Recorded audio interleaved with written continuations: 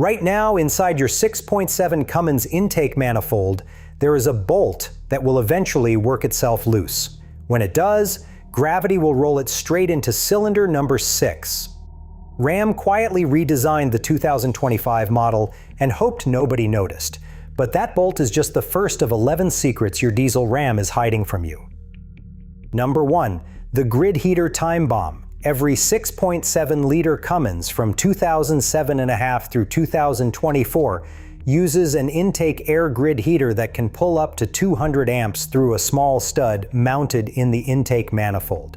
The 6.7 has a 5-degree rearward tilt, and that matters because when the stud corrodes from years of heat cycling and breaks free, it does not fall harmlessly into a catch tray. It drops straight down the intake runner and into cylinder 6. Bent valves, scored cylinder walls, and a truck that was running perfectly fine 30 seconds ago now needs a new engine. We are talking a full engine replacement over a bolt that costs about $3.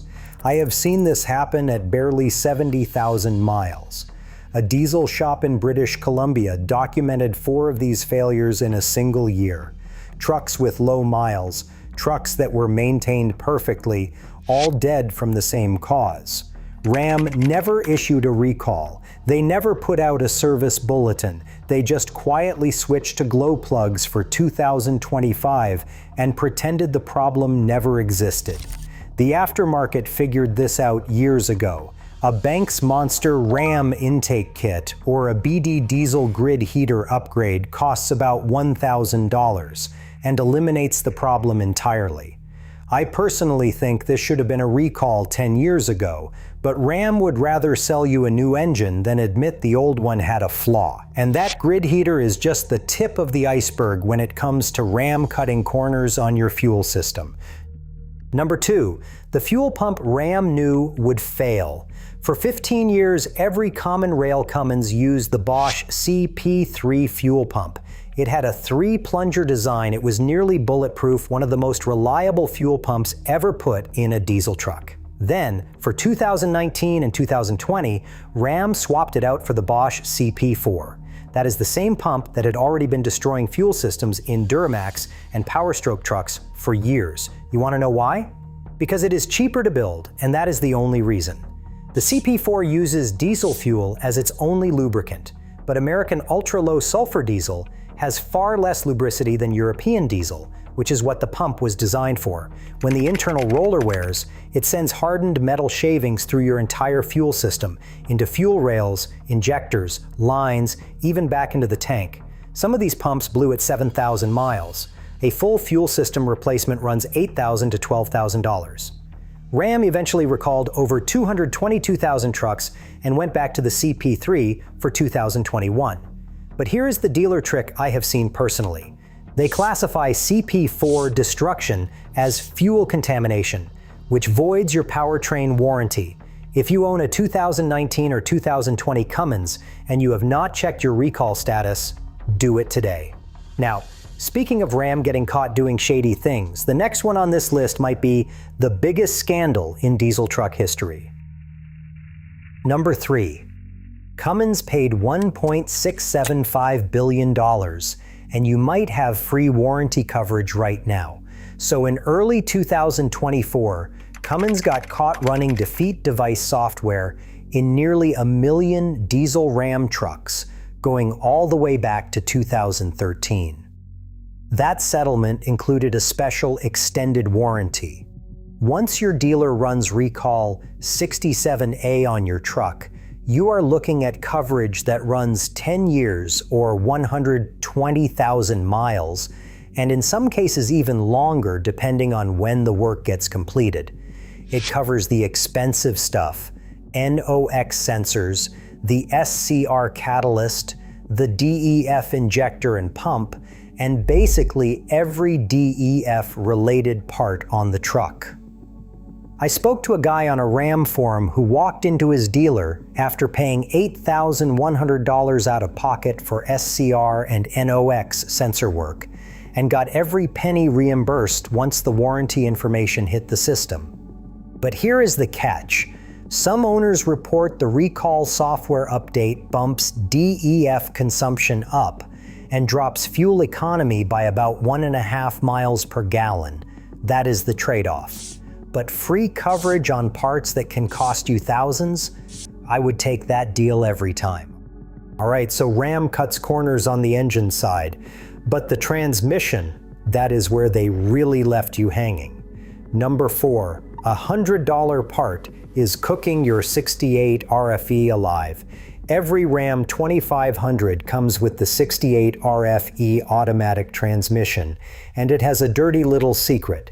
There is a factory thermostatic bypass valve that is supposed to warm the fluid faster in cold weather by routing it around the cooler. The problem is that this valve sticks in the BY pass position all the time. Even when it does open, it restricts cooler flow by 87%. So your transmission is running at 190 to 220 degrees Fahrenheit when it should be sitting at 140 to 160 degrees Fahrenheit. The overdrive clutches in this thing are 0.034 inches thick. That is thinner than a credit card. They warp, they burn, and suddenly you are looking at a $5,000 to $10,000 rebuild. The fix is a bypass eliminator block. $100 from RevMax or BD Diesel, 40 minutes with basic hand tools, and you are done. One owner documented his temps dropping from 205 to 155 after the install. I have said it before, the 68 RFE is not a bad transmission. It is a transmission that Ram refused to cool properly from the factory, and they let owners pay the price for it. Now let us go old school for a second, because the older Cummins trucks have a secret that has been killing engines since the 90s. Number 5. The killer dowel pin. If you own a 1989 through 2002 5.9 Cummins, whether it is the 12 valve or the early 24 valve, there is a small steel dowel pin about the size of your pinky fingernail sitting between the timing gear housing and the engine block. It was used to align the parts during factory assembly. Nothing holds it in place. Not a clip, not a tab, not even a dab of thread locker. Vibration and thermal cycling between the aluminum housing and the cast iron block slowly walk this pin out of position. When it drops into the timing gears, the cam gear gets destroyed, pistons slam into valves, and the engine is finished. You get zero warning before it happens. No check engine light, no weird noise, just 5 seconds and the engine is done. The prevention kit costs $50 to $120 depending on the brand, and it takes about 4 hours to install. I have talked to guys who bought these trucks at 200,000 miles, fixed the dowel pin, and ran them to 400,000 with zero issues. If you own one of these trucks and you have not done the KDP fix yet, you are gambling every single time you turn that key. So far we have been talking about things that break, but your diesel Ram also has features that are already built in that you are probably not using. Number 6. Your exhaust brake has a second mode you've never seen. On 2013 and newer trucks, the exhaust brake button is not just on and off. Press it once and you get full mode, the yellow icon.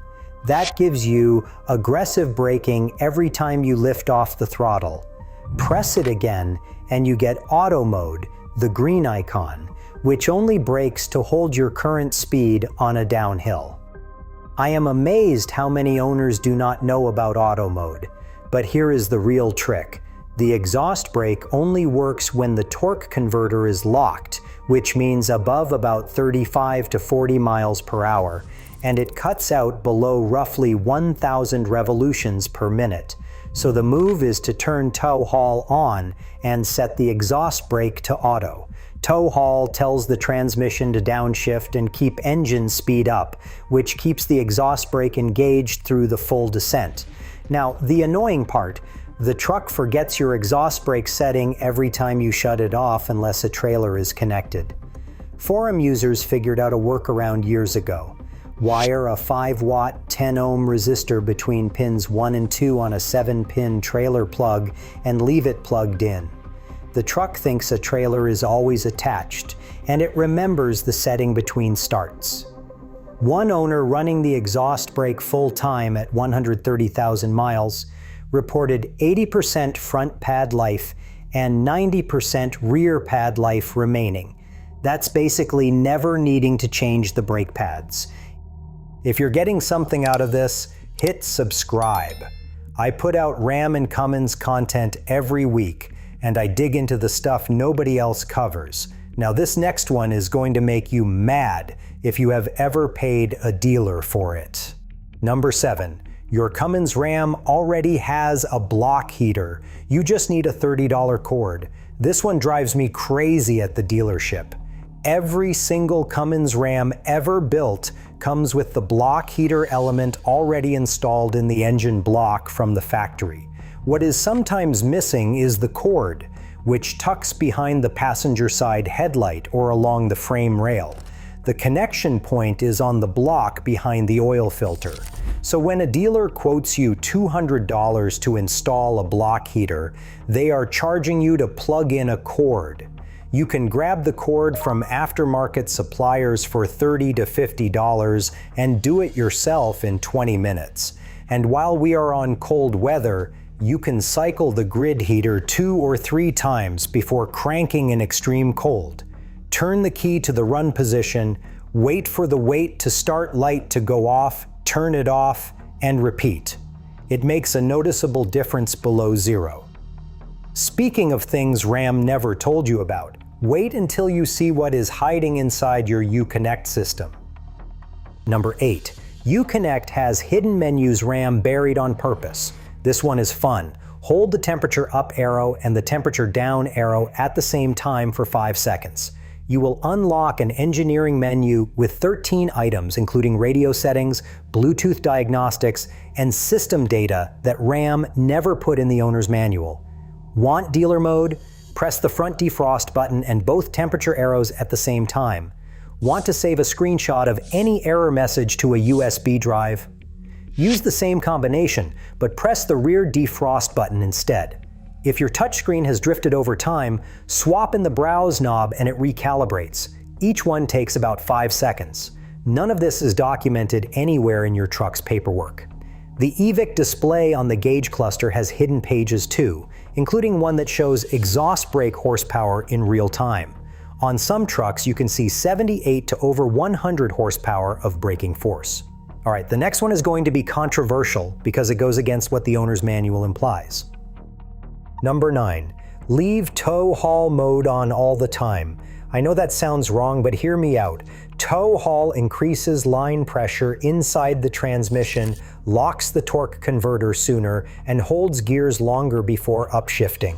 All of those things actually keep the 68 RFE cooler during normal driving, not hotter. It also eliminates that annoying gear hunting between 5th and 6th, where the truck lugs at 1,000 RPM in 6th gear at 45 miles per hour. That constant low RPM lugging is what kills those paper-thin overdrive clutches I mentioned earlier. Veteran Cummins guys on every major forum will tell you the same thing. Tow haul on all the time, no exceptions. And when you are towing heavy, use the electronic range select buttons on your steering wheel to lock out 6th gear entirely. With 3.42 gears, you can even lock out 5th and keep the truck in 4th, which is the direct drive, 1-to-1 ratio where the transmission is at its strongest. The overdrives are the weakest link. Stop using them under load and watch how much longer your transmission lives. This next one is something I wish somebody had told me before I bought my first diesel Ram because it catches almost every new owner off guard. Number 10. The Ram 2500 payload trap. This is the one that bites first-time diesel buyers the hardest. A Cummins Ram 2500 can pull a staggering amount of weight. The towing numbers on paper look incredible. But here is what the brochure leaves out. That diesel engine adds over 800 pounds compared to the gas 6.4 Hemi. All of that weight comes directly out of your payload capacity. A well-optioned crew cab 4x4 Cummins 2500 might only have 1,800 to 2,100 pounds of payload left. If you are doing fifth wheel towing, pin weight alone is often 1,700 pounds or more. That eats almost everything before you have added a single passenger, a full tank of diesel, or a toolbox in the bed. And those big towing numbers on the window sticker, they assume a regular cab, long bed, 4x2, with a 150-pound driver and 100 pounds of options. A crew cab 4x4 can lose 1,000 to 1,500 pounds from that advertised maximum. Every experienced tower I have talked to says the same thing. Drive your loaded truck across a CAT scale at any truck stop.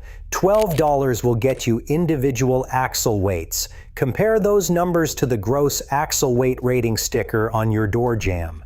Payload, not towing capacity, is the real number that decides what your truck can actually handle.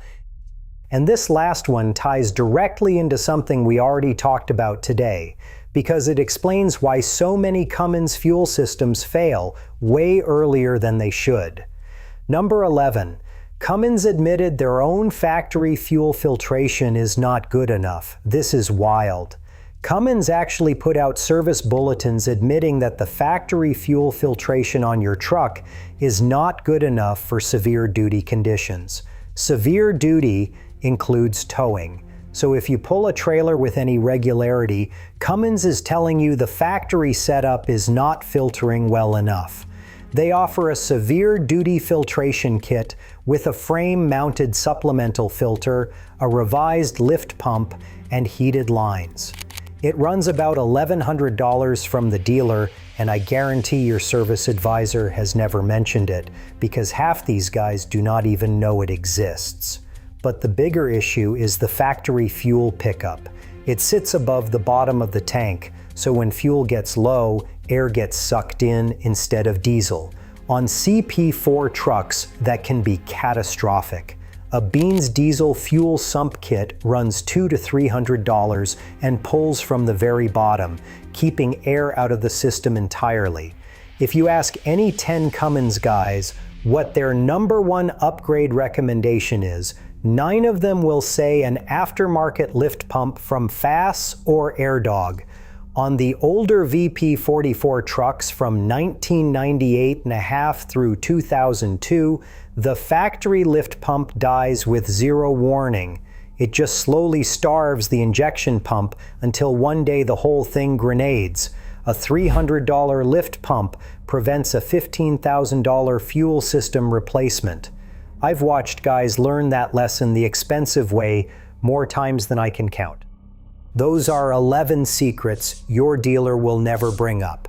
Your owner's manual doesn't cover them, and Ram would probably prefer you never learned. Knowing the difference between a $50 dowel pin kit and a $15,000 engine replacement is what separates a diesel owner from a diesel victim. Drop anything I missed in the comments. Now, if you want to protect that fuel system we just talked about, I did a full video on the best $50 fuel upgrades for Ram trucks with real tested results.